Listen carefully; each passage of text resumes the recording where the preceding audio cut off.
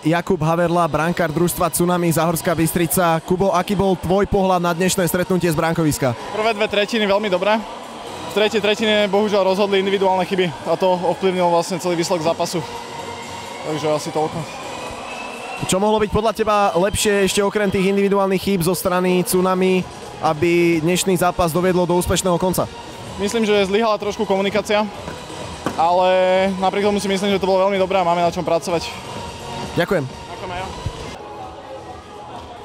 Pri mikrofóne tréner družstva Tsunami Záhorská Bystrica Darius Sihelský. Tréner, čo podľa vás ovplyvnilo dnešné stretnutie definitívne na stranu FBC Trenčín?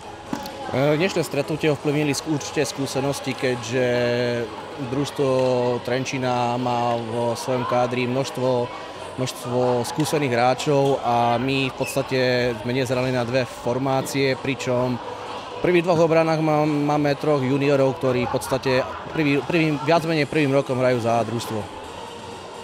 Takže tie skúsenosti určite rozhodli, my iba naberáme, FBC Trenčín ich má. A napriek tomu, že hovoríte, máte mladý káder, ste dokázali s majstrom držať krok dve tretiny. Ako sa môžete z dnešného výkonu odpichnúť do ďalších stretnutí? Ešte 3 zápasy sú do konca základnej časti, nasleduje play-off. My ladíme aktuálne formu, vieme, na čom potrebujeme popracovať. Mladí chlapci potrebujú čo najviac hrať. Takéto zápasy, aké sme mali dnes, potrebujú v čo najväčšom rozsahu a myslím si, že aj takýto zápas ich dneska výrazne posunie vpred. Máme pred sebou tuším ešte 3 kolá, kde vlastne bude sa rozhodovať, či budeme začínať play-off doma alebo von. Ďakujem. V mikrofóne Martin Kubovič z družstva 1. FBC Florbal Trenčín. Martin, ty ako hráč si dlhoročne pôsobil práve v družstve Tsunami. Dnes si hral na opačnej strane za Trenčín. Aký bol tvoj pohľad na dnešné stretnutie? My sme hrali zle. Akože mali sme pasáže, kedy sme boli dobrí na lopte, ale to tempo bolo veľmi zlé z našej strany. My sme neboli dôrazní, proste v súbojoch sme boli pomalí, slabí sme boli v súbojoch. Proste to taký nedôraz bol z našej strany, ako keby sme čakali, že vyhrávame 2-0, že sa to už vyhrá samé. Čo teda ešte v druhej tretine sa to dorovnalo a ešte bola z toho dráma. Ale z našej strany veľmi nedôrazný výkon. Čo ďalej? Čakajú vás ešte 3 kolá, máte takmer isté prvé miesto v základnej časti, chýba vám prakticky len bod za predpokladu, že Žilina zajtra nezaváha. Playoff budete začínať doma. Ako treba doladiť formu na playoff, aby ste dokračali až k obhajobe titulu?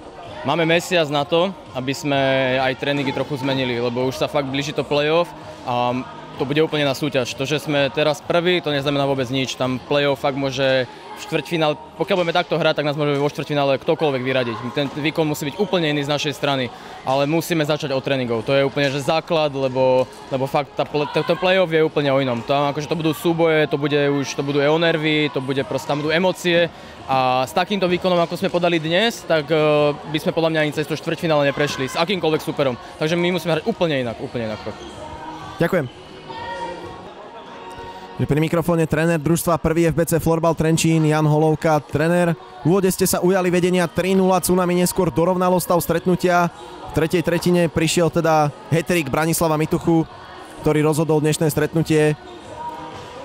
Ako by ste to vyzhodnotil z pozície trénera?